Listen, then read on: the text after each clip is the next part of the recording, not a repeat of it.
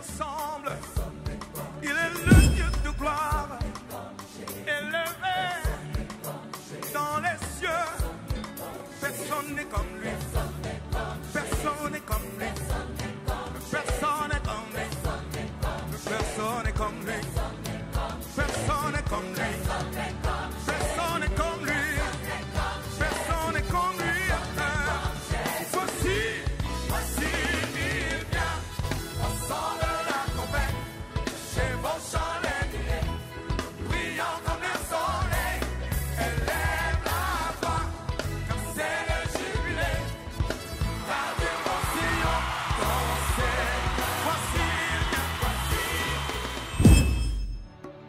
Amen. Amen. Amen. Salut celui qui est à tes côtés, ton frère, ta soeur. La célébration ne fait que commencer. Et nous allons prendre place. Je réfléchis pendant que j'étais en prière sur la situation de l'Église aujourd'hui en ce qui concerne la compréhension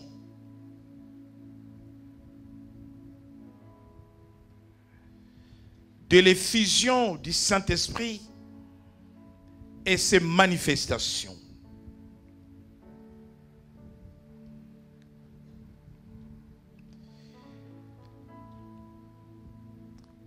L'avènement du mouvement pentecôtiste. Entendez les églises pentecôtistes et les assemblées de Dieu. Ont amené les chrétiens dans la manifestation du Saint-Esprit, mais sans au préalable que les églises et les chrétiens comprennent d'abord l'enseignement sur le Saint-Esprit, la personne du Saint-Esprit, la nature du Saint-Esprit. Pourquoi le Saint-Esprit? Et j'ai observé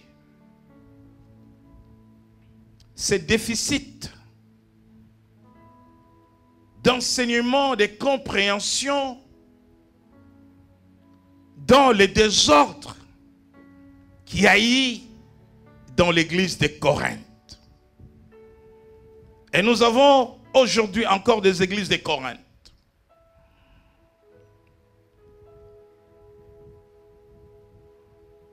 Quand l'église de Corinthe a reçu l'effusion du Saint-Esprit, faute d'enseignement, le désordre s'est installé dans l'église.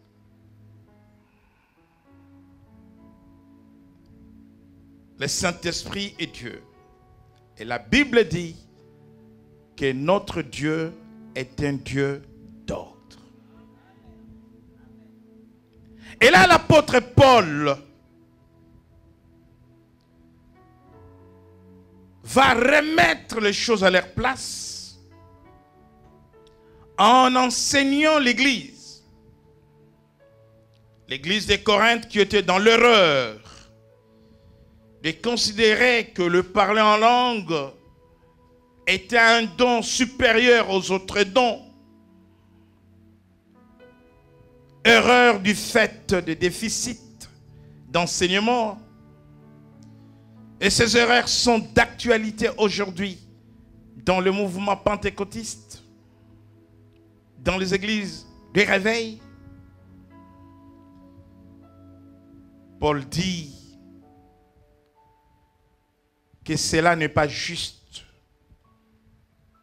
Et d'ailleurs, il dira aux chrétiens de Corinthe, aspirer au don le meilleur, celui de la prophétie. Mais il ne dit pas non plus que le don de la prophétie est supérieur au don de parler en langue. Mais il vient démontrer aux chrétiens de Corinthe que contrairement à ce que vous pensez, vous n'avez pas aspiré au don le meilleur. Et d'ailleurs, taisez-vous si vos langues ne sont pas interprétées dans l'assemblée. Alors j'ai compris une chose. Qu'il n'est pas facile de gérer les manifestations du Saint-Esprit dans les assemblées. Et surtout, si le peuple n'est pas enseigné. Parce que nous allons vivre 3 moments, 3 jours de feu. Du 13 au 15. Et l'onction va déborder. La puissance va déborder. Vous serez revêtus de la puissance d'en haut. Vous recevrez les dons venant de Christ sur la promesse du Père. Mais après, comment comprendre? Comment intégrer dans les corps du Christ la manifestation de l'Esprit? C'est là où il y a des problèmes dans les assemblées. Alors, je suis retourné dans la parole de Dieu. Comment les apôtres ont appris à gérer, à contenir dans l'Église les manifestations du Saint-Esprit après la Pentecôte. J'ai compris une chose. Qu'avant la Pentecôte, il y a eu une préparation. Et dans cette phase préparatoire, Jésus avait enseigné les apôtres. L'enseignement sur le Saint-Esprit que Jésus donnant aux apôtres se trouve dans l'évangile de Jean. Il a parlé du consolateur. Et au début du livre des Actes des Apôtres, il est revenu sur l'enseignement sur le Saint-Esprit. Donc, ils ont été préparés. Ils ont eu la bonne information. Et le moment venu,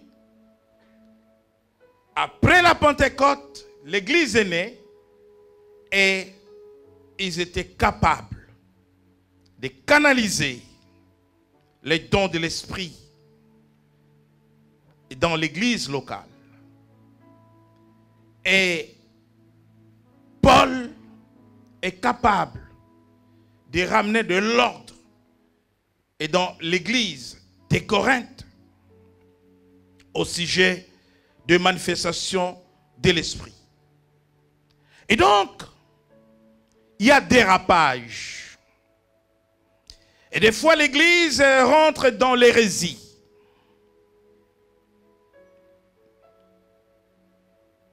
L'hérésie, c'est l'erreur de la doctrine. Faute de bonnes informations.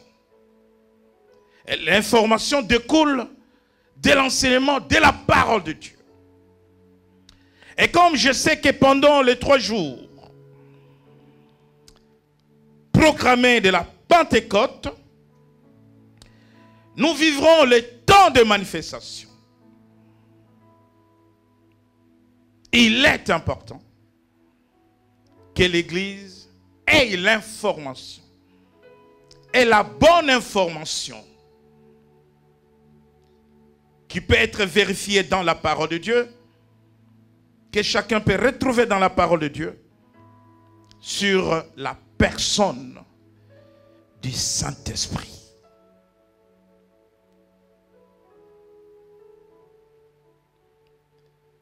Si on n'est pas préparé à faire un travail, si on n'est pas formé à faire un travail, lorsqu'on va le faire, on ne fera que des dégâts.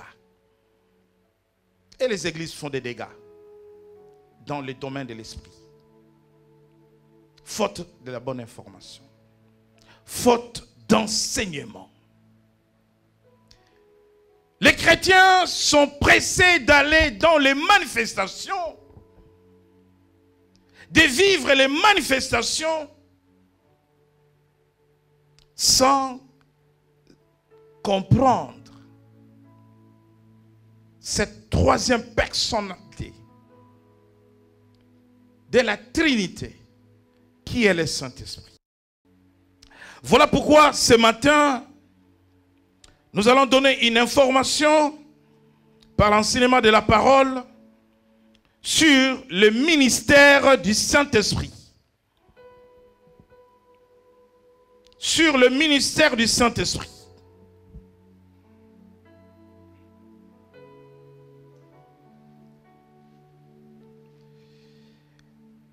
Le mot ministère veut dire tout simplement service. En d'autres termes, travail. Parler de ministère du Saint-Esprit, c'est comprendre le travail que fait le Saint-Esprit.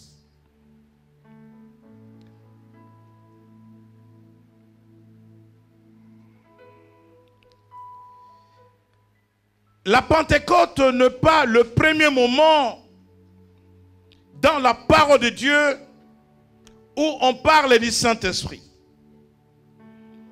Et souvent, quand on parle de mouvement pentecôtiste, on situe le Saint-Esprit à la Pentecôte. Non. Le Saint-Esprit ne commence pas à la Pentecôte.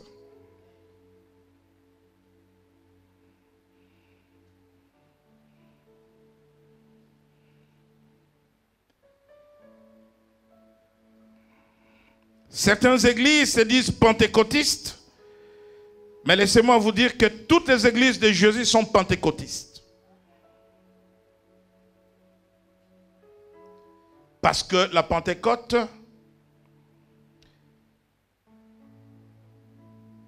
rappelle aussi la fondation de l'Église. Le Saint-Esprit ne remonte pas à la Pentecôte. À la Pentecôte, nous sommes dans la nouvelle alliance. Dans le temps de la grâce. Mais dans l'ancienne alliance déjà, la Bible parle du Saint-Esprit. Il est important de comprendre que le livre de Genèse commence par nous révéler la base même de la doctrine chrétienne.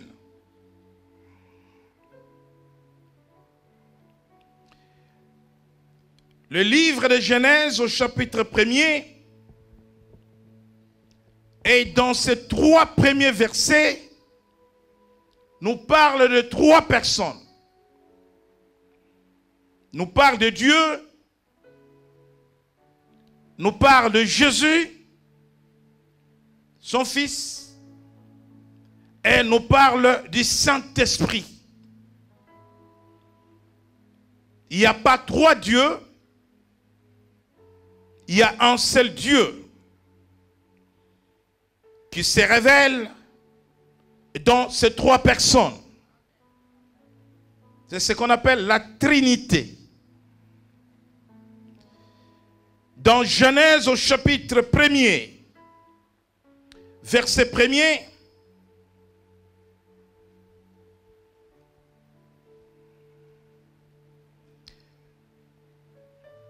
le verset 1er,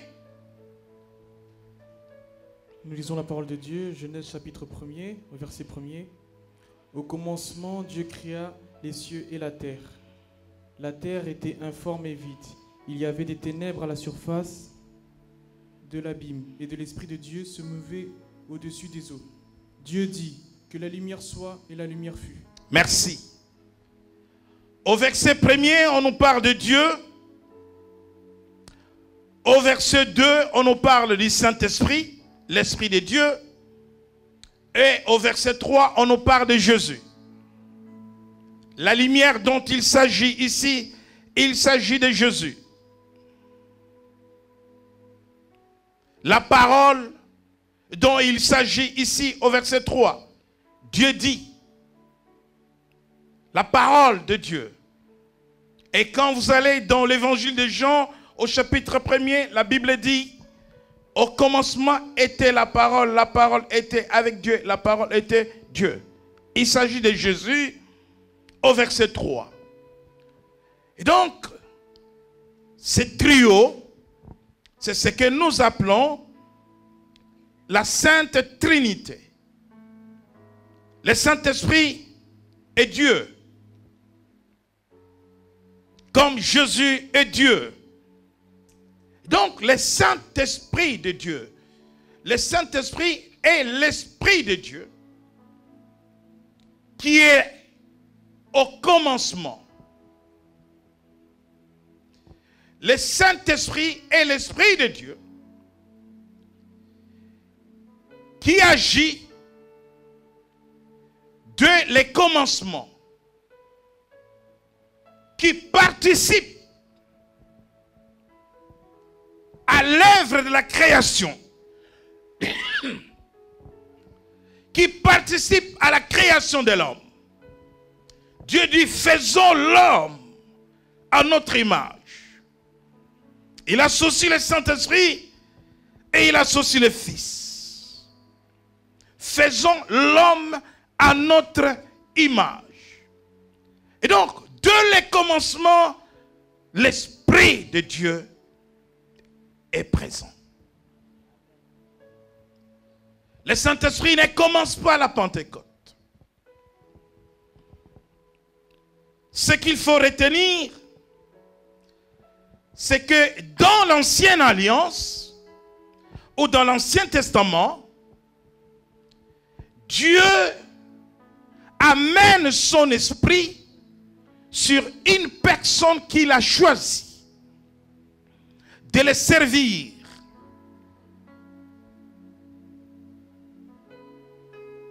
Mais l'Esprit de Dieu, autrement le Saint-Esprit, n'était pas donné à tout le monde, comme Joël l'annoncera, et ce qui s'accomplira le jour de la Pentecôte. L'Esprit de Dieu n'était pas donné à tous. Quand Dieu choisissait un serviteur, tel que le roi, on pourra parler de l'onction royale, on nous a parlé de l'étoile royale, c'est l'Esprit de Dieu qui repose sur le roi de manière à l'aider à bien gouverner. Quand il avait choisi un prophète, il amenait son esprit sur ces prophètes, de manière à ce qu'il soit son porte-parole auprès de son peuple. Même un ouvrier qui devrait travailler dans la maison de Dieu, Dieu pouvait amener le Saint-Esprit sur l'ouvrier et le rendre intelligent. Lui qui n'a jamais été à l'école, il va avoir le niveau aujourd'hui d'un ingénieur. C'est ce que nous verrons dans les travaux de la construction des tabernacles. Mais disons déjà que l'Esprit venait pour un temps sur l'homme. Un temps défini par Dieu. Et aussi pour un but. Et Dieu pouvait, le moment voulu, reprendre cet esprit ou retirer cet esprit de l'homme. Surtout lorsque le travail était achevé. Le Saint-Esprit ne restait pas sur l'homme de manière définitive comme aujourd'hui. Voilà pourquoi dans le livre de Nombres, par exemple, Nombres chapitre 11, verset 24,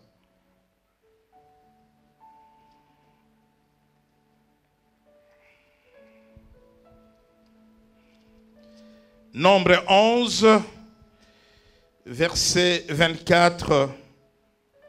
Nombre, chapitre 11, verset 24, nous avons la parole au nom de Jésus-Christ. Moïse sortit et rapporta au peuple les paroles de l'Éternel. Il assembla 70 hommes des anciens du peuple et les plaça autour de la tente. L'Éternel descendit dans la nuée et parla à Moïse. Il prit de l'esprit qui était sur lui et le mit sur les 70 anciens. Et dès que l'esprit reposa sur eux, ils prophétisèrent, mais ils ne continuèrent pas.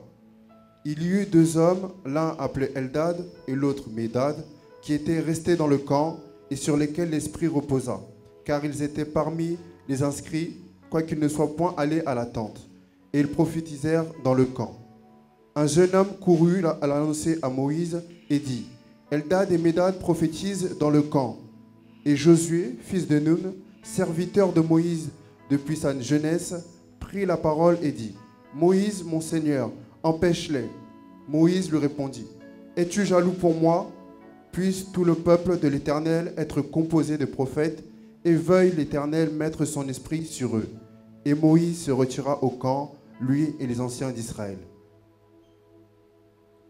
Et donc, le Saint-Esprit est donné à Moïse pour accomplir la mission. Dieu amène avec Moïse les anciens qui sont auprès de Moïse. Protocole, faites le travail que je vous demande de faire. Il prend l'esprit qui est sur Moïse.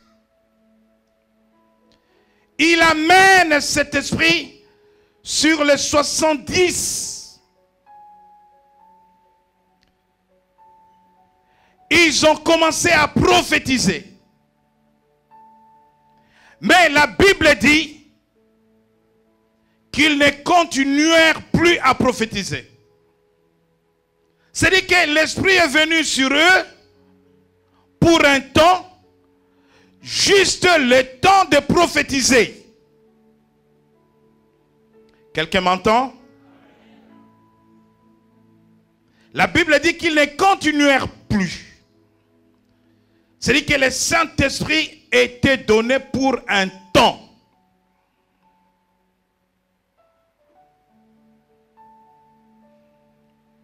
Le Saint-Esprit était donné pour un temps.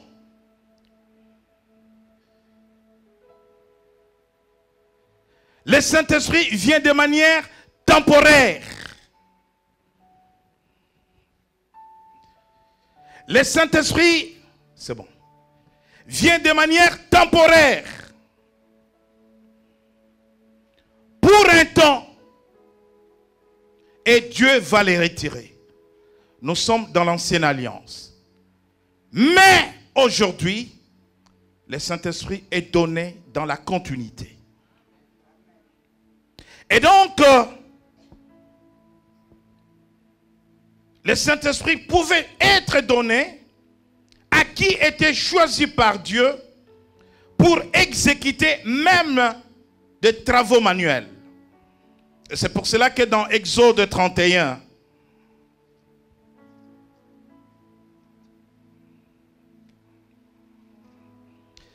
Exode 31, versets 2 à 3, Exode chapitre 31, versets 2 à 3, je lis la parole au nom de Jésus.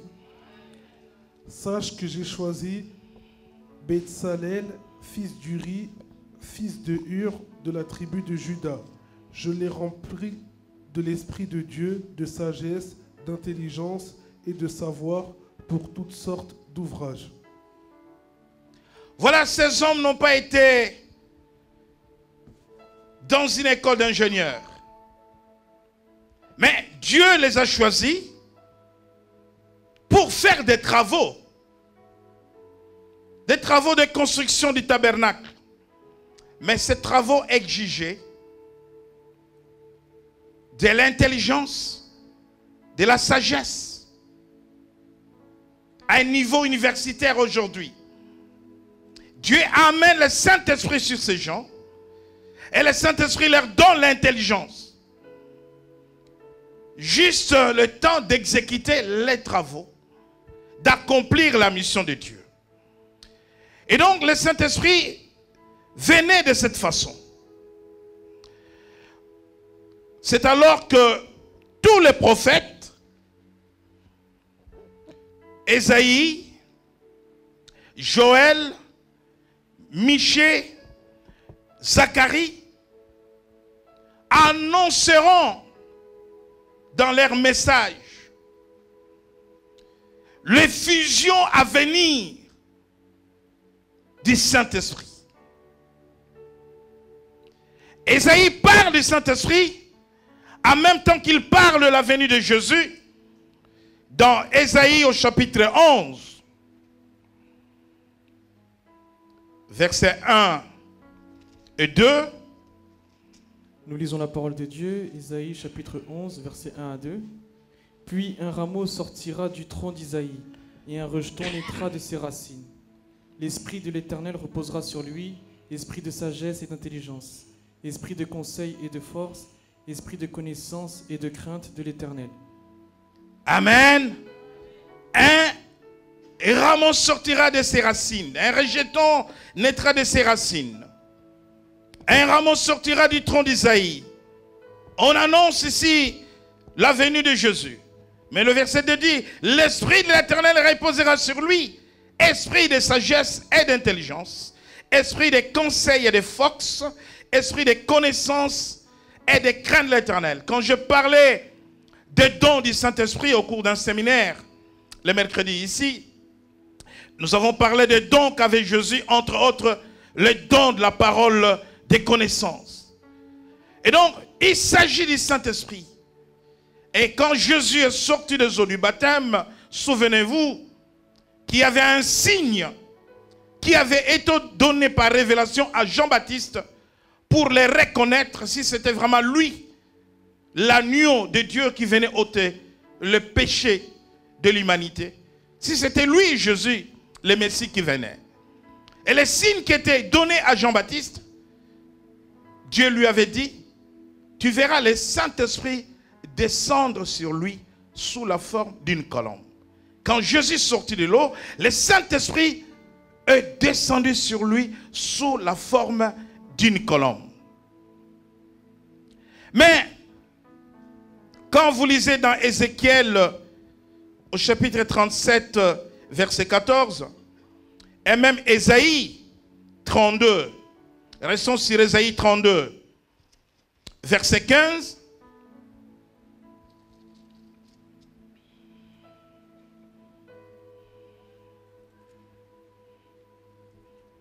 Ésaïe 32, 15. Lisons la parole de Dieu, Ésaïe 32, verset 15. Jusqu'à ce que l'Esprit soit répandu d'en haut sur nous, et que le désert se change en verger, et que le verger soit considéré comme une forêt. Merci. Jusqu'à ce que l'Esprit soit répandu d'en haut sur nous. Les textes de Joël que nous retrouvons dans tous les discours concernant le Saint-Esprit, concernant l'effusion du Saint-Esprit, n'est pas le seul texte qui parle de l'effusion du Saint-Esprit.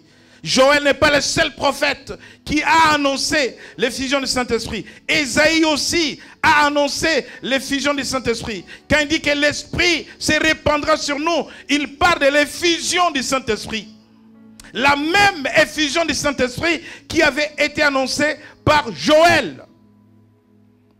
Et si Pierre, dans son discours, reprend la prophétie de Joël, c'est parce que Jésus les avait préparés, Jésus les avait enseignés sur la venue du Saint-Esprit. Jésus les avait enseignés sur la prophétie de Joël. Car pendant le ministère du Seigneur, les livres des prophètes avaient déjà été écrits et Jésus lui-même se servait des livres des prophètes pour enseigner la parole. Donc l'effusion du Saint-Esprit va être annoncée déjà dans l'Ancien Testament par les prophètes. Et en ce qui concerne la restauration, Zacharie dit, ce n'est ni par la force, ni par la puissance, mais par mon esprit. Il parle du Saint-Esprit. Et dans le Nouveau Testament, Jean-Baptiste annonce la venue du Saint-Esprit. Lorsqu'il parle du baptême d'eau, mais il parle aussi du baptême du Saint-Esprit. Il dit, moi je vous baptise d'eau. Je ne suis pas capable de vous baptiser du Saint-Esprit. Mais celui qui vient après moi, c'est lui qui vous baptisera du Saint-Esprit. Quelle erreur de voir des gens aller dans certaines assemblées où on leur dit, viens, je t'impose la main pour que tu reçoives le baptême dans le Saint-Esprit. L'homme ne baptise pas dans le Saint-Esprit. Église, soyez enseignés. C'est Jésus qui baptise dans le Saint-Esprit.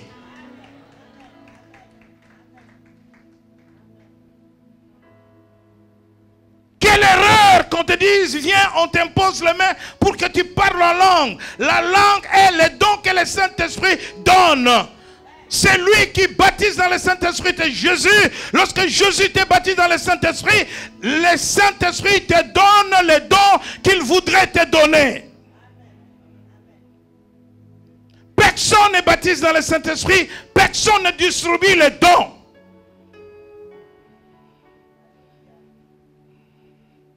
Si je commence moi à distribuer les dons, je deviens un antichrist.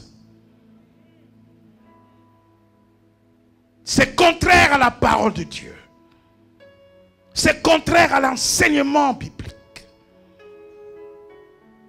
Jean-Baptiste dit, moi j'ai été envoyé. Quelle honnêteté, quelle humilité de faire les choses qu'on sait faire. Quelle humilité, quelle honnêteté de faire les choses pour lesquelles on a été mandaté. Ma mission s'arrête dans l'eau. Mais quant au baptême dans le Saint-Esprit, c'est celui qui vient après moi. Il parlait de Jésus.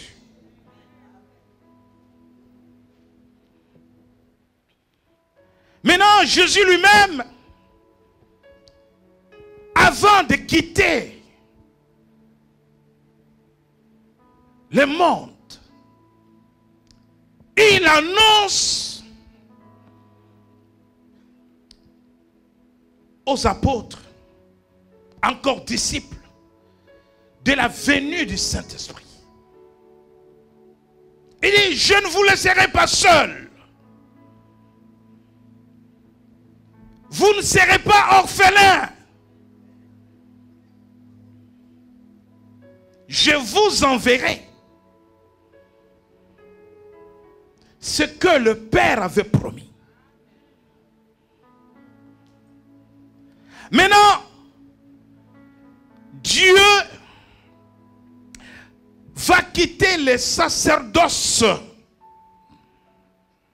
lévitiques où le privilège de recevoir le Saint-Esprit était réservé à des personnes particulières qu'il choisissait, qu'il envoyait en mission pour un temps.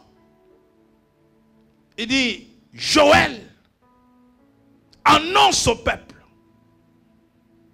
que dans le temps de la fin, ce que je donne qu'à quelques individus, là je ne donnerai pas, mais je vais déverser.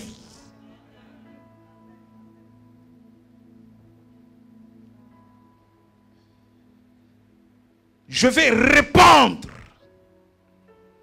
Il dit toute chair.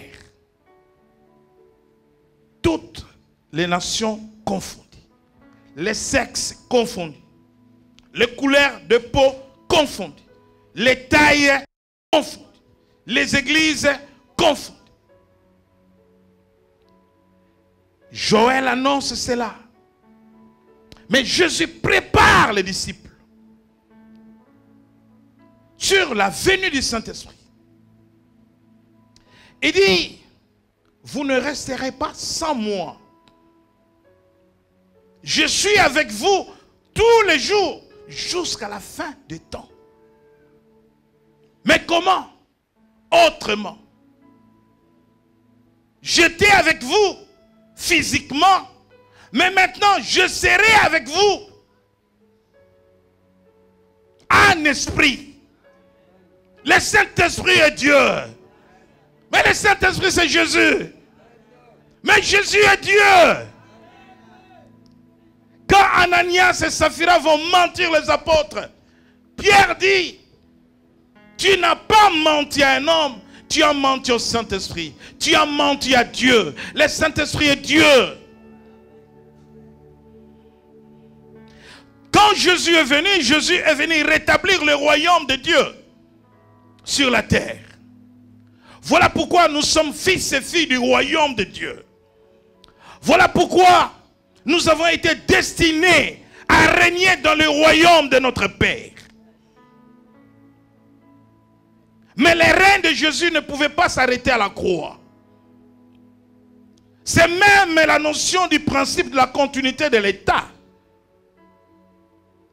Quand un président s'en va, l'État continue à exister. Même quand il n'y a pas de gouvernement, mais il y a l'État.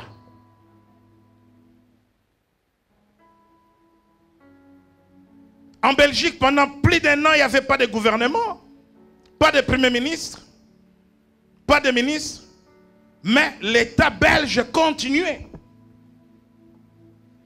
à travailler. Donc le royaume ne devrait pas s'arrêter à l'ascension de Jésus. Entre la résurrection de Jésus à la Pâque et la Pentecôte, il y a un événement important que l'Église ne doit pas ignorer, qui est l'ascension. L'enlèvement du Seigneur. À Jérusalem, les disciples étaient en train de les regarder. Quand ils montent dans la nuée, et l'ange leur dit, de la même manière que vous les voyez partir, de la même manière qu'il reviendra. L'ascension eut lieu 40 jours après la résurrection. Et la Pentecôte, 50 jours. Entre l'ascension et la Pentecôte, nous comptons 10 jours.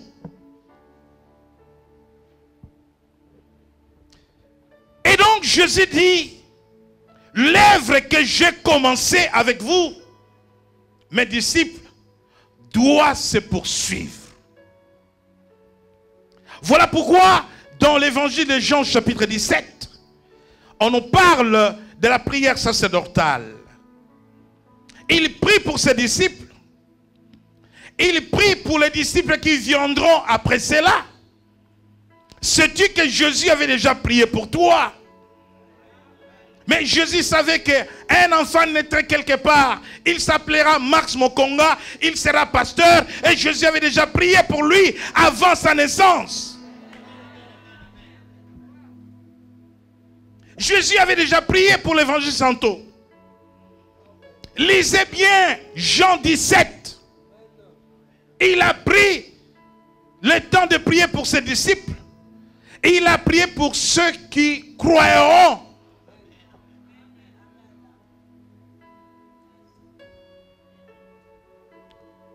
Tu as les privilèges. Parce que Jésus avait déjà prié pour toi. Il a prié pour l'unité de l'église. Il savait qu'il y aurait des divisions dans les églises. Il y aurait des loups dans la bergerie.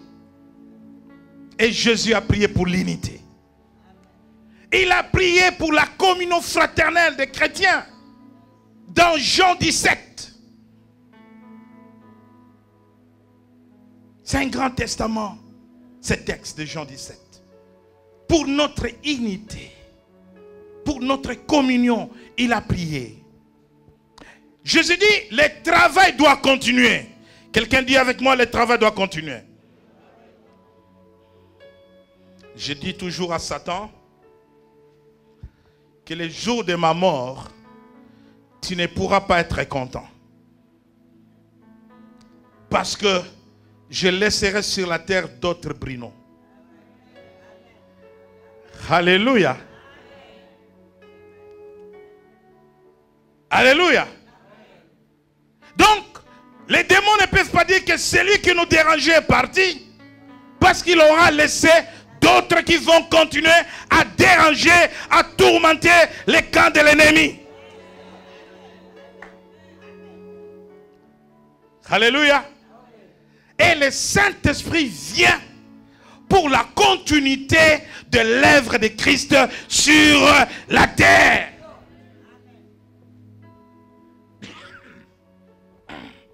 Le Saint-Esprit n'est pas venu pour toi. Tu ne dois pas t'enorgueillir avec le don du Saint-Esprit que tu as reçu. Déjà, ce n'est pas pour toi. Dieu te l'a donné pour l'édification des saints de l'Église. Mais le Saint-Esprit est venu pour continuer le boulot. Sans le Saint-Esprit, nous ne serons pas la Église. Savez-vous que les sorciers font des réunions chaque nuit? Savez-vous que les sorciers sortent chaque nuit? Savez-vous que dans les loges, des réunions se tiennent toutes les nuits? Est-ce que vous faites des réunions tous les jours?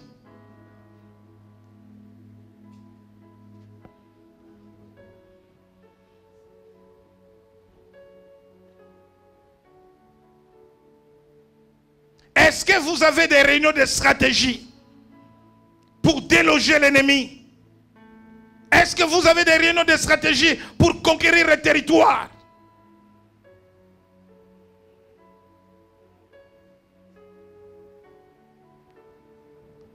Mais l'Église est debout à cause de la présence du Saint-Esprit. Savez-vous que l'avènement de l'Antichrist n'est pas loin de nous? Savez-vous qu'au niveau des préparatifs, l'Antichrist est très avancé?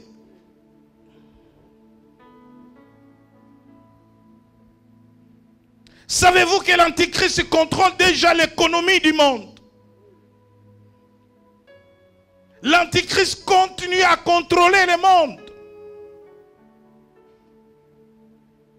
Mais la Bible dit, dans Thessaloniciens, que ce qui le retient, heureusement que ce qui le retient est encore là.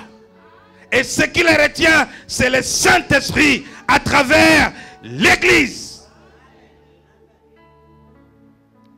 Alléluia.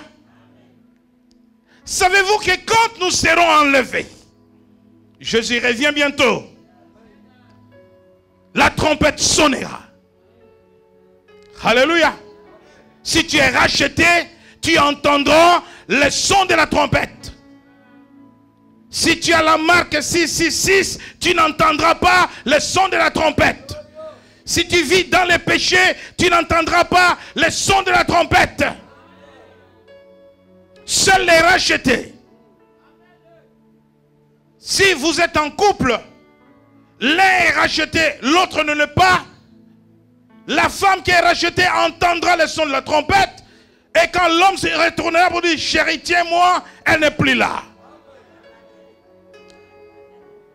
Chérie, j'ai besoin de toi, c'est fini. Tu vas avoir besoin d'un démon. Lorsqu'elle a entendu le son de la trompette, elle est partie. La Bible dit que les morts en Christ résisteront premièrement. Voilà pourquoi il faut mourir en Christ. La mort n'est pas un drame pour un enfant de Dieu. Celui qui meurt en Christ, celui qui a reçu Jésus-Christ comme Seigneur et Sauveur, résistera premièrement. Et nous le vivons en Christ. Ensemble, nous serons enlevés et nous irons à la rencontre du Seigneur dans les airs.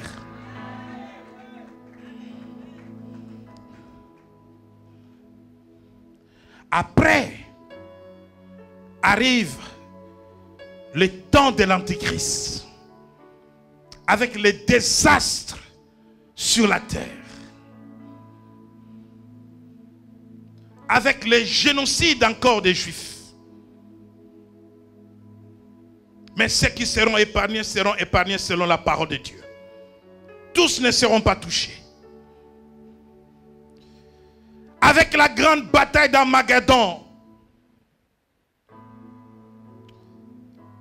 Cette bataille se déroula sur une plaine en Israël. La région qu'on appelle Gédon, Armageddon, la bataille, la dernière bataille. Toutes les armées de la terre se ligueront contre Israël. Même ceux qui sont amis d'Israël aujourd'hui, pendant cette guerre, seront ennemis d'Israël. Une coalition des armées de la terre, conduite par l'Antichrist contre Israël. Et Christ descendra. Avec nous ensemble, nous descendrons à Jérusalem sur le mont des Oliviers. C'est là où il posera ses pieds pour donner la victoire à Israël. Et toutes les armées de la terre seront détruites. Et commencera le règne de 1000 ans avec Christ. Quelle belle aventure devant nous. Nous ne sommes pas là pour rien. Nous avons une destinée.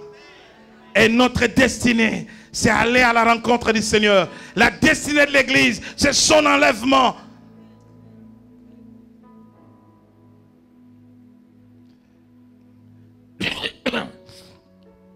Mais laissez-moi vous révéler quelque chose.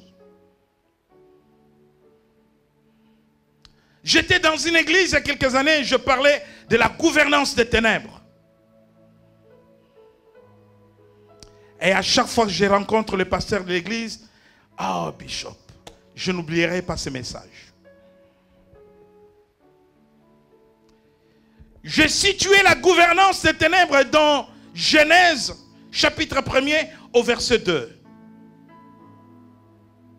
C'est là où j'avais reçu la révélation de la gouvernance des ténèbres. La terre était informe et vide, il y avait des ténèbres. Mais au milieu des ténèbres, l'Esprit de Dieu était là. Une sentinelle qui attendait le temps de Dieu. Et quand Dieu a dit que la lumière soit, et la lumière fut, et le Saint-Esprit a accompagné la parole de Dieu. Pendant la période de la grande tribulation, c'est maintenant qu'il faut venir à l'église. Les églises seront fermées. Il y aura une religion unique sur la terre, celle de l'Antichrist. Et cela a déjà pris naissance avec le mouvement qu'on appelle le New Age. Nouvel âge. New Age. Cela veut dire tout simplement l'union de toutes les religions.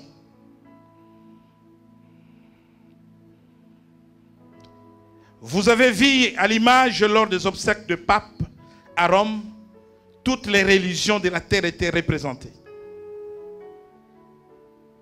Vous pouvez aller chercher cette image-là. C'est une préfiguration de la période de la grande tribulation. On te voit avec la Bible, tu es égorgé. Mais peu de gens seront sauvés. Peu. pendant cette période. Prioritairement les Juifs, parce que c'est le temps du salut national. Une conversion voulue par Dieu, pas par le vouloir des hommes. Mais laissez-moi vous dire que quand nous serons enlevés, Église, le Saint-Esprit ne sera pas enlevé avec nous. Le Saint-Esprit restera pour ce peu de gens qui doivent être sauvés pendant la grande tribulation. Parce que ce sera une période difficile. Tu parles de Jésus, on te tue.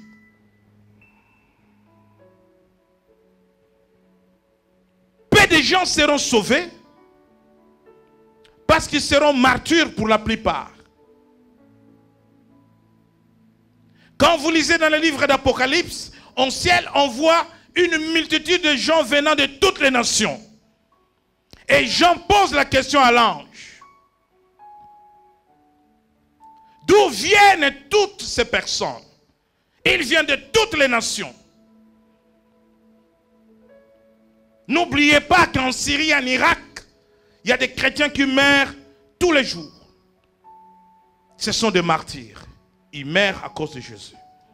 Et pendant la période de la grande tribulation, il y aura beaucoup qui mourront à cause de Jésus. Et l'ange dit à Jean dans Apocalypse que ce sont des martyrs qui viennent de la grande tribulation. Le Saint-Esprit sera là. Parce que dans la période pré-adamique, Genèse chapitre 1er, verset 2, restez sur le verset 2, c'est la période pré-adamique. C'est une période de chaos sur la terre. Le diable chassé du troisième ciel et descend au deuxième ciel et il descend au premier ciel et il descend sur la terre. Il s'établit au deuxième ciel, au premier ciel il s'établit sur la terre.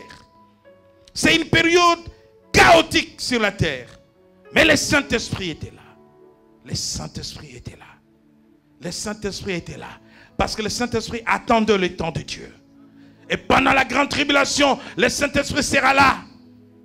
Sera là. Et d'ailleurs, le Saint-Esprit sera le protocole qui attendra l'accueil de Jésus qui reviendra avec les élus, avec ceux qui seront enlevés avec lui. Mais surtout, pour sauver les quelque peu de personnes qui s'attacheront encore à la foi. Mais je ne vous conseille pas de rentrer dans les temps de la grande tribulation. Parce que vous aurez le choix entre Jésus et la mort. Et beaucoup ne peuvent pas. Devant une arme. Beaucoup ne peuvent pas. Rappelez-vous que Pierre a renié le maître devant une femme sans armes. Mais cette fois-là, ils auront les armes à la main. Tu es chrétien? Oui. Bam. Non, ça va, passe. C'est maintenant qu'il faut être sauvé. Le Saint-Esprit a 3 destinataires. Ça, c'est l'enseignement de Jésus lui-même avant la venue du Saint-Esprit. 3 destinataires. Je parle du ministère du Saint-Esprit. Le travail du Saint-Esprit.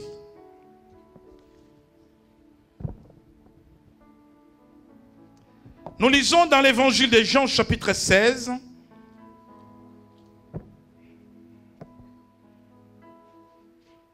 Jean 16, verset 5.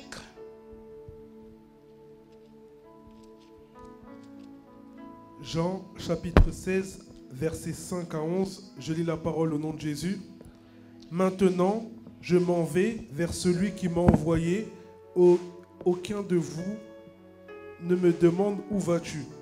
Mais parce que je vous ai dit ces choses, la tristesse a rempli votre cœur. Cependant, je vous dis la vérité. Il vous est avantageux que je m'en aille, car si je ne m'en vais pas, le consolateur ne viendra pas vers vous. Mais si je m'en vais, je vous l'enverrai. Et quand il sera venu, il convaincra le monde en ce qui concerne le péché, la justice et le jugement. En ce qui concerne le péché, parce qu'ils ne croient pas en moi. La justice, parce que je vais à mon Père et que vous ne me verrez plus. Le jugement, parce que le prince de ce monde est jugé. Amen. Le Saint-Esprit est envoyé par Dieu pour 3 catégories de destinataires. Premièrement, le Saint-Esprit est envoyé pour parler au monde. Et c'est Jésus qui le dit ici.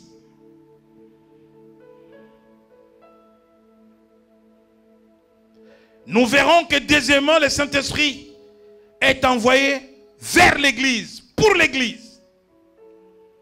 Et nous verrons que troisièmement, le Saint-Esprit est envoyé vers l'homme, vers l'individu. Que représente le monde ici?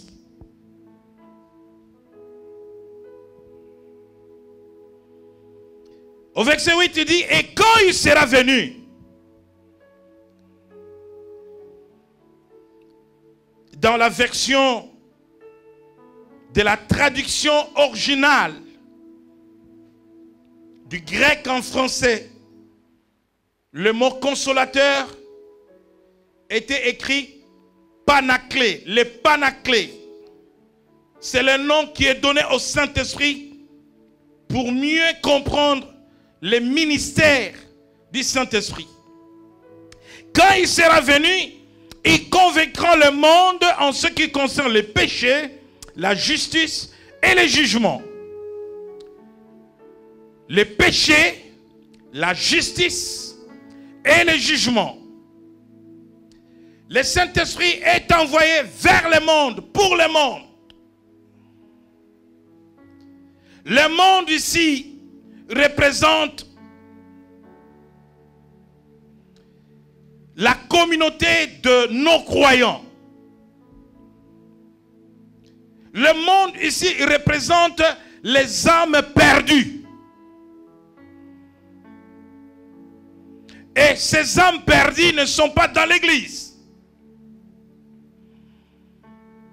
Nous parlons du monde. Ici, le Saint-Esprit n'est pas destiné à l'église encore, mais destiné au monde. Destiné aux gens qui sont dans la rue. Destiné aux gens qui sont sur les marchés pendant que je parle. Destiné aux gens qui sont au mauvais endroit, en train de commettre des péchés pendant que je parle. Destiné aux hommes, aux femmes qui complotent les uns contre les autres pour donner la mort, pour détruire. Le Saint-Esprit est destiné même aux sorciers. Le Saint-Esprit parle aux satanistes. Le Saint-Esprit parle aux magiciens.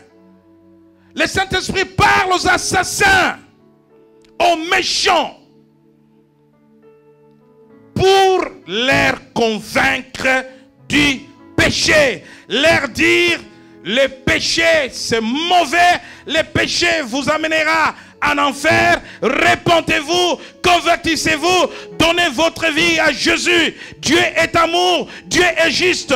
Le Saint-Esprit parle. Même ceux qui ne viennent pas à l'église entendent la voix du Saint-Esprit. Le Saint-Esprit touche leur conscience jour et nuit.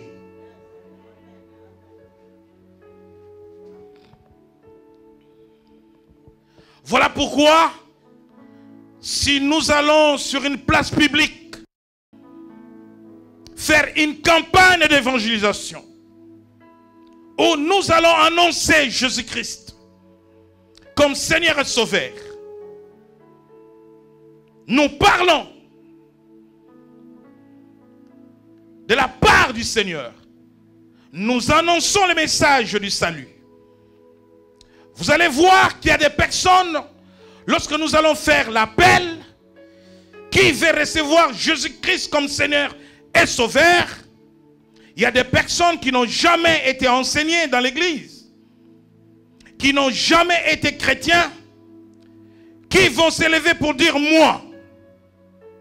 Non, ce n'est pas parce que j'ai un bon discours que cette personne va donner sa vie au Seigneur. Ce n'est pas parce que je vais parler toutes les langues de la terre que cette personne va donner sa vie au Seigneur.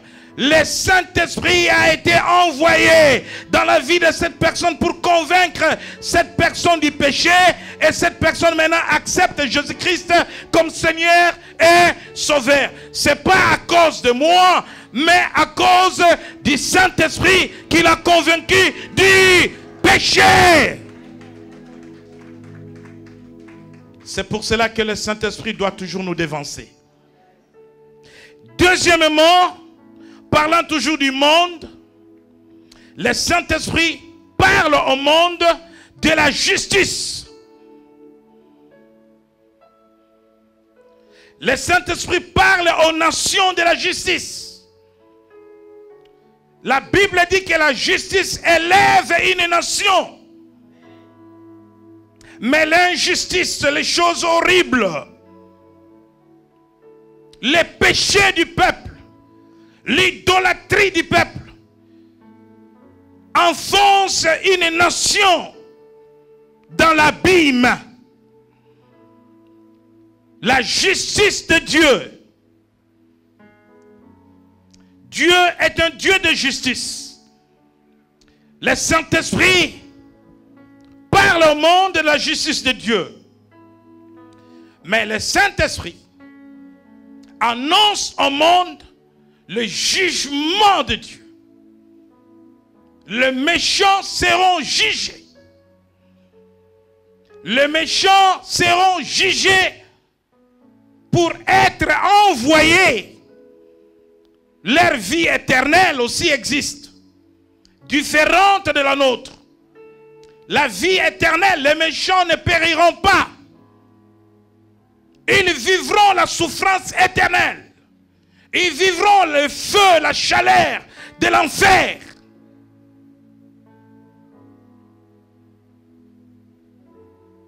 La Bible dit dans le livre d'Apocalypse que dans l'abîme, là où ils seront jetés,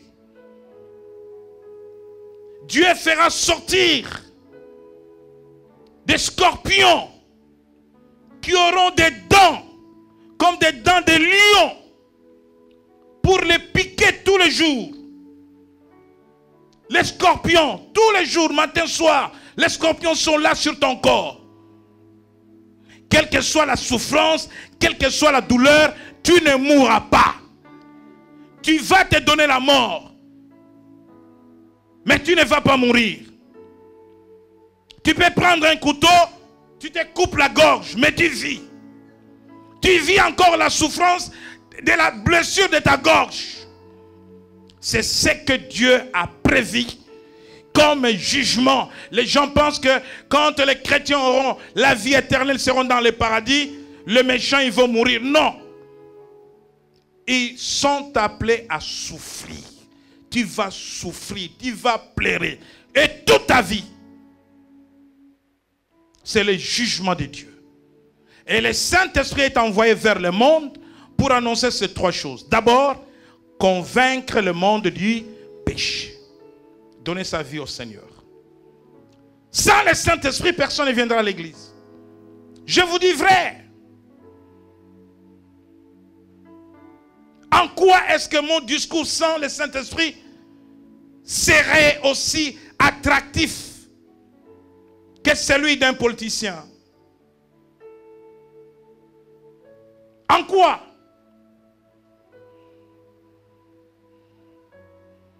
Jésus dit, quand je serai élevé, j'attirerai les hommes vers moi.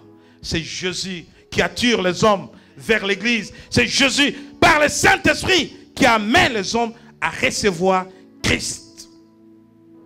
Deuxièmement, le Saint-Esprit est destiné à l'église.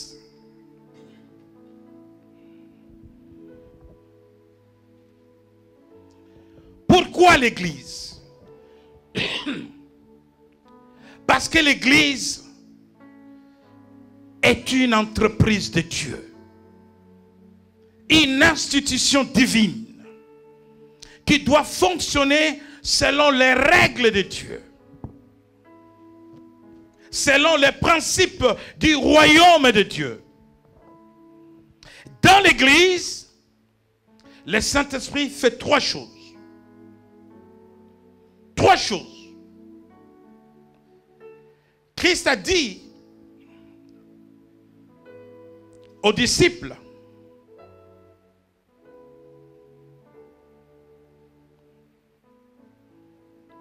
au verset 12 et 13, de 16, Jean 16,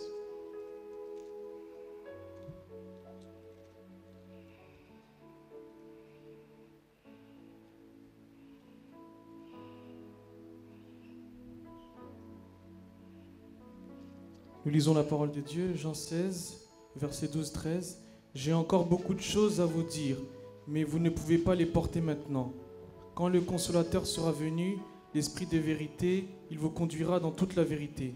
Car il ne parlera pas de lui-même, mais il dira tout ce qu'il aura entendu et il vous annoncera les choses à venir. » Merci. Des fois, quand nous amenons l'Église dans la dimension de la révélation,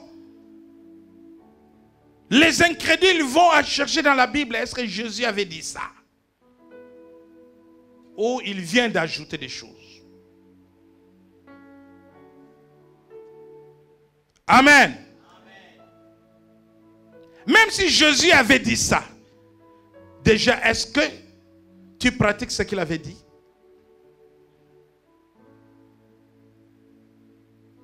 Jésus dit, j'ai encore beaucoup de choses à vous dire.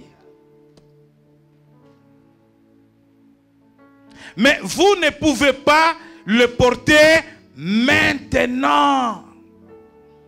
À cause du manque de maturité spirituelle. Vous ne pouvez pas le comprendre. Déjà, il leur a parlé de sa mort. Ils n'ont pas compris. De sa résurrection, ils n'ont pas compris. Ah, j'aime le frère Paul. L'apôtre Paul a reçu des révélations sur les temps de la fin. Et sans ces révélations, l'Église serait dans le flou.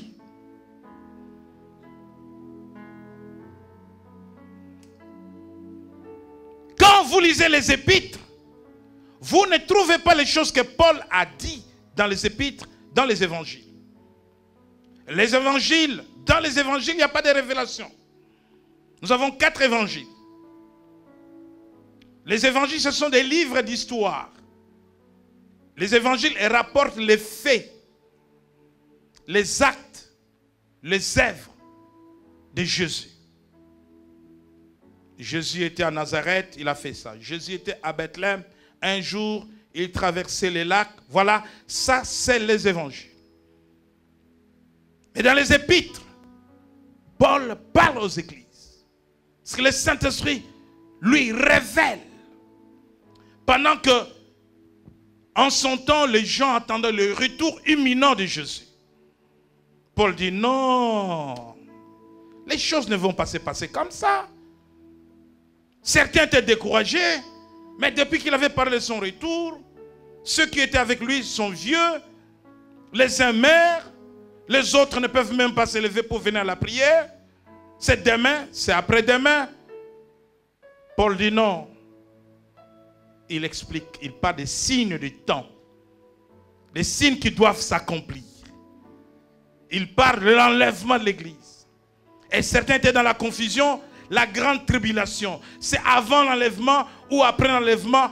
Paul nous amène à comprendre que la grande tribulation intervient après l'enlèvement. Donc, Jésus dit, je ne peux pas tout vous dire maintenant. Il charge le Saint-Esprit de poursuivre l'enseignement, de poursuivre la formation. Donc, dans l'Église, le Saint-Esprit enseigne d'abord l'Église. Le Saint-Esprit enseigne le peuple de Dieu. La Bible dit, quand le consolateur viendra, il vous enseignera. Le Saint-Esprit est notre enseignant. Voilà pourquoi il a été donné à l'Église. Quand le consolateur sera venu, l'Esprit de vérité, il vous conduira dans toute la vérité. Vous connaîtrez la vérité et la vérité vous rendra libre. Le Saint-Esprit a pris la relève. Et le Saint-Esprit continue à enseigner l'Église. C'est pourquoi nous allons voir la manifestation de ce ministère du Saint-Esprit dans l'Église, dans les Actes des Apôtres au chapitre 2. Et là, je vais vous donner les caractéristiques d'une vraie Église et d'une bonne Église.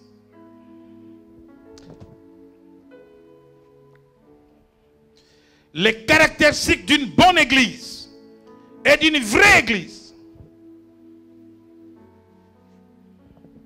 Acte 2, 42.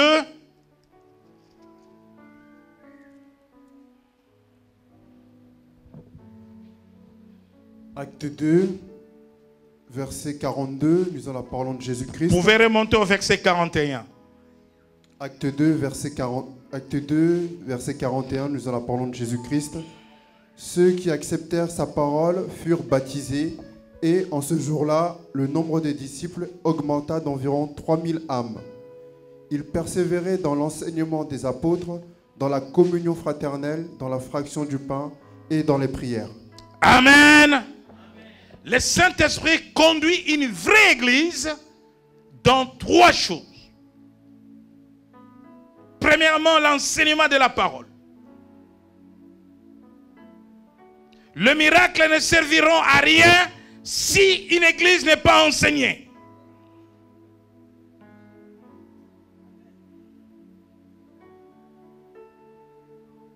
Je vis dans certaines églises. On commence par le miracle, ensuite les prophéties et le culte terminé. Nous sommes dans la première église. Quand le Saint-Esprit est venu le jour de la Pentecôte, le Saint-Esprit destiné à l'église, à enseigner l'église, il persévérait dans l'enseignement des apôtres. Des apôtres. L'église est fondée sur l'enseignement des apôtres et des prophètes. Première caractéristique. S'il n'y a pas d'enseignement, ça va dans le dérapage. Voilà pourquoi ce matin le Seigneur nous enseigne sur le ministère du Saint-Esprit. Pour que quand l'effusion viendra, que chacun reçoive, mais sache comment mettre au service de l'Église les dons reçus du Saint-Esprit. Amen. Il persévérait dans l'enseignement des apôtres. La deuxième chose que le Saint-Esprit amène dans une église, c'est la communion fraternelle. Par la communion fraternelle, nous sommes une famille de Dieu. Et nous devons vivre dans l'amour. Nous aimer les uns les autres. L'amour est le pivot de la communion fraternelle. Parce que l'amour supporte tout. Parce que l'amour est patiente. Parce que l'amour ne soupçonne pas le mal. Parce que l'amour pardonne tout. Qu'est-ce qui peut détruire la communion fraternelle quand il y a l'amour? le Saint-Esprit amène la communion fraternelle. Là où il n'y a pas de communion, là où il y a des divisions, le Saint-Esprit n'est pas à l'œuvre. Faites bien attention. Là où il n'y a pas de pardon, le Saint-Esprit n'est pas à l'œuvre. Là où il y a des règlements de comptes, le Saint-Esprit n'est pas à l'œuvre. Là où il y a la haine, où il y a l'amertume, là où on ne se parle pas, on ne se soutient pas. Le fort ne relève pas le faible. La Bible dit que le juste tombe 7 fois et 7 fois il se relève. Mais la Bible dit soutenez-vous les uns les autres. Que ceux qui sont forts soutiennent ceux qui sont faibles. À cause de la communion fraternelle. Et c'est le Saint-Esprit qui amène cette communion fraternelle parmi les frères. Et dans la première église, il y avait une vraie communion fraternelle.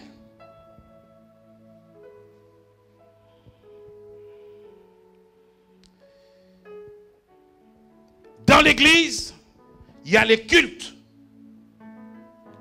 les temps de prière. Quand on est membre d'une église, le Saint-Esprit amène les chrétiens à se retrouver, à passer le temps dans la prière ensemble. Ils persévéraient dans l'enseignement des apôtres, dans la communion fraternelle, dans la fraction du pain et dans la prière. Nous devons prendre le repas du Seigneur. Si vous êtes dans l'église, que vous ne participez pas au repas du Seigneur, acceptez le baptême, recevez le baptême, parce que le repas du Seigneur fait partie de la vie que nous partageons dans les souffrances et la communion avec notre Seigneur. Et enfin, la troisième chose que le Saint-Esprit a donnée à l'Église, c'est l'intendance des biens.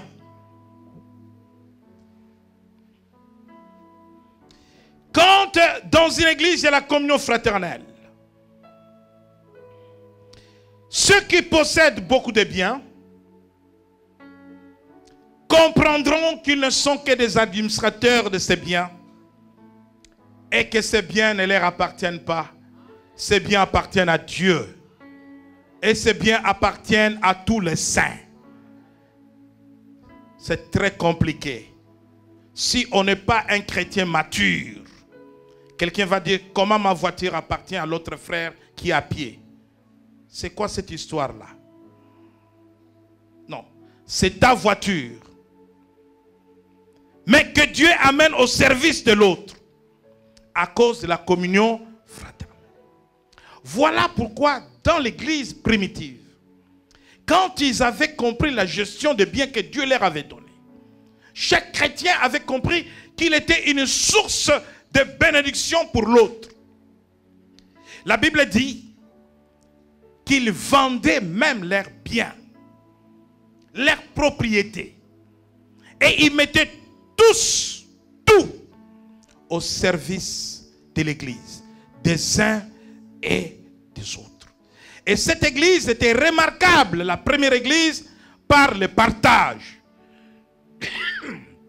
Le partage, la libéralité, les dons. Les dons ont disparu de l'église. Alléluia. Les dons ont disparu de l'église.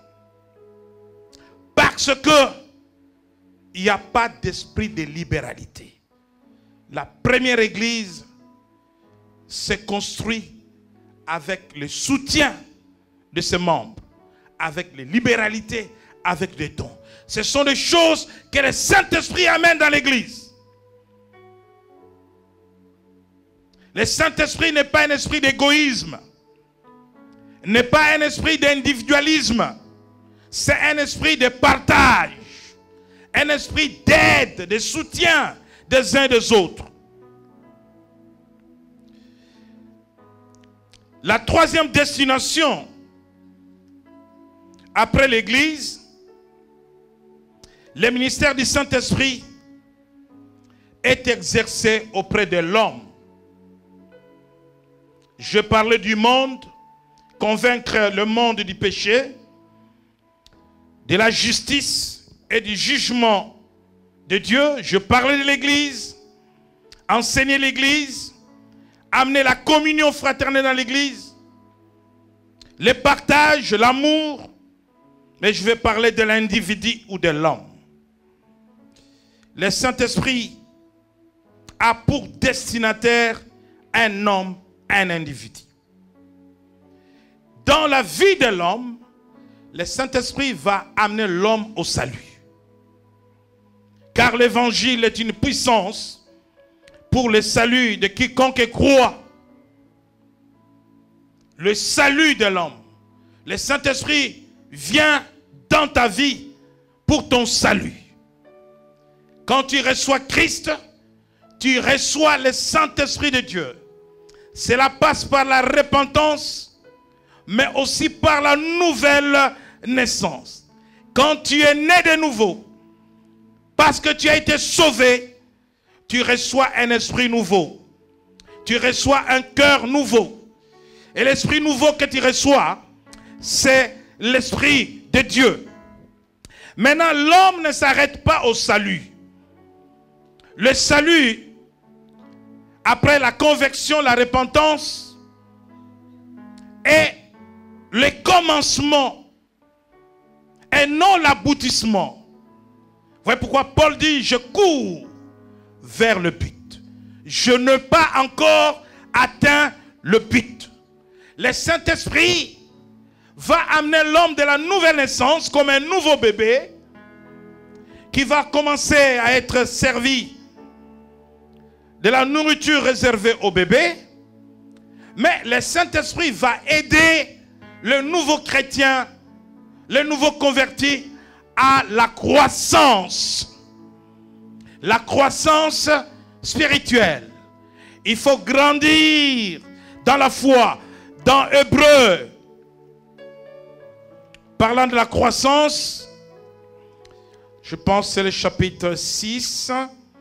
Hébreu 6 dit ceci: c'est pourquoi, laissant les éléments de la parole de Christ, tendons à ce qui est parfait, sans poser de nouveau les fondements du renoncement aux œuvres mortes, de la foi en Dieu, de la doctrine des baptêmes, de l'imposition des mains, de la résurrection des morts et du jugement éternel. Et donc, ces choses sont des basiques. Quand quelqu'un est né de nouveau, quelqu'un est sauvé, il y a des enseignements de base, des affermissements. Mais le Saint-Esprit va aider cette personne à grandir. La croissance spirituelle. Pourquoi la croissance spirituelle?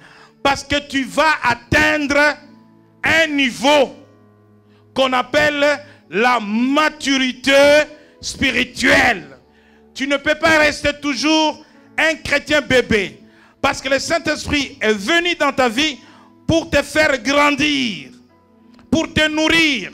Il te faut une bonne nourriture pour grandir, croître. La Bible dit que Jésus croissait en connaissance et en sagesse. Il faut croître en connaissance. Il ne faut pas seulement croître en cheveux blancs comme moi, mais il faut croître en connaissance. Alléluia. Et quand tu crois en connaissance, la croissance spirituelle, tu étais là, tu es là, tu es là, tu es là, tu montes. On ne confie pas certaines choses dans l'église au bébé spirituel.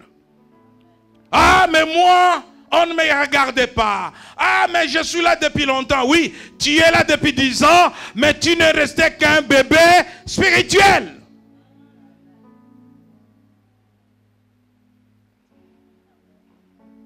Un bébé n'est pas un responsable. On n'élève pas dans le ministère des bébés.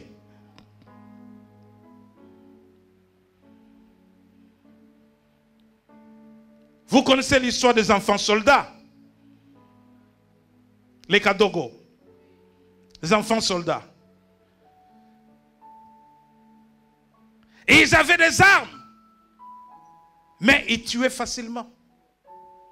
Tu les regardes seulement. Pourquoi tu me regardes? Atakupenda. On dit comme ça? En Swahili. Je vais tirer sur toi. Hein? Ataku? Atakupika masashi. Boum! Et il a tué. Alléluia. Parce que c'est un enfant. Il ne sait pas discerner le bien du mal. On lui a payé $100. Et quand il prend sa paye, il est dans un coin, il achète des bonbons.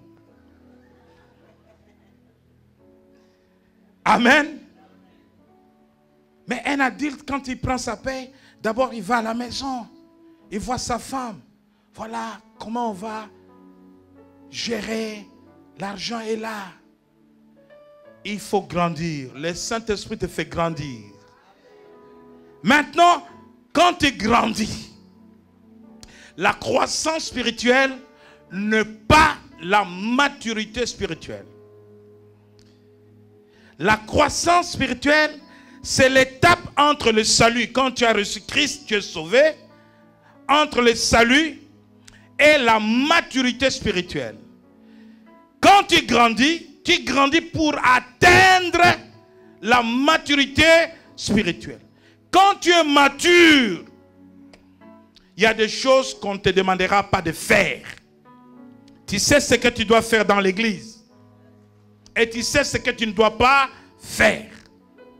Parce que tu es enseigné. Tu es formé. Tu es maintenant grand. Et quand tu atteins la maturité spirituelle, tu atteins la stature de Christ. Le caractère de Christ rentre en toi. Christ était amour, toi tu es amour. Christ était humble, toi tu es humble.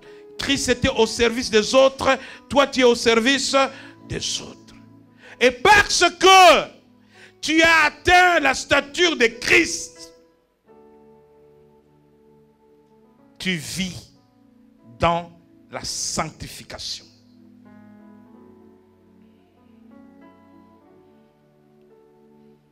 Tu vis dans la sanctification. On ne parle pas de la sanctification aux gens qui n'ont pas atteint la maturité spirituelle, qui n'ont pas atteint la stature de Christ.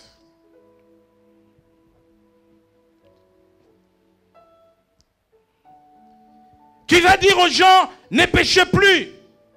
Ils vont continuer à pécher parce qu'ils sont charnels. Parce que Christ n'est pas imprégné en eux. C'est celui dont Christ est imprégné en lui qui vit dans la sanctification.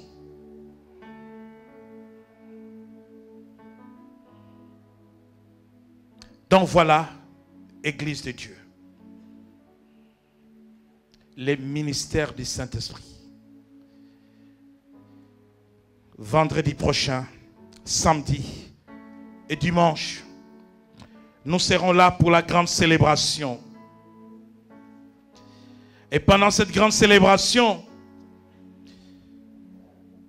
nous vivrons. Aujourd'hui, nous avons parlé. Mais là, nous viendrons pour vivre. Les manifestations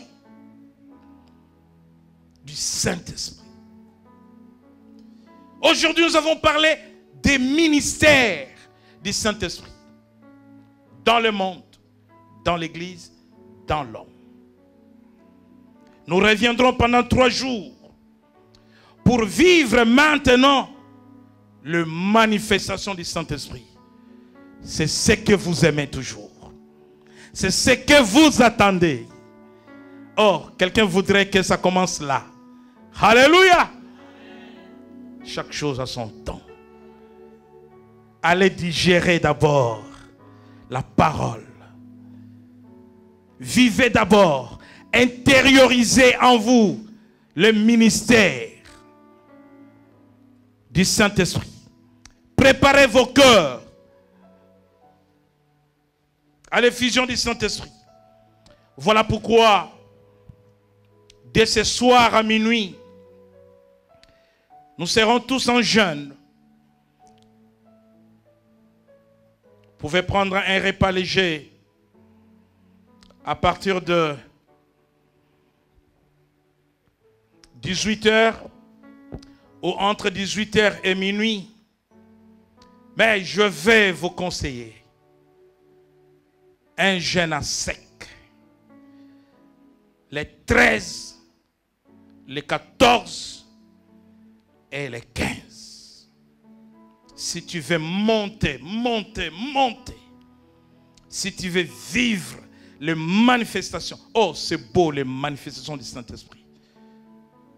Parce qu'à chacun, le Saint-Esprit a attribué un don. Et il faut que tu possèdes ces dons-là. Alléluia. Les dons des langues, connaissance de la parole, les dons des prophéties, autant de dons, les visions, les songes, autant de dons. Et nous allons rentrer dans cette grande célébration à partir du 13 jusqu'au 15. Mais il y a un but derrière. Il y a un but. Il y a un but derrière cette grande célébration. Vous savez que le jubilé ne doit pas demeurer une lampe allumée et cachée sous la table. Le jubilé doit devenir une ville placée sur la montagne afin de rayonner la France, afin de rayonner le monde. Et le but attendu, c'est celui-là. Mais il faut que le peuple soit d'abord équipé, outillé. Que le Seigneur vous bénisse.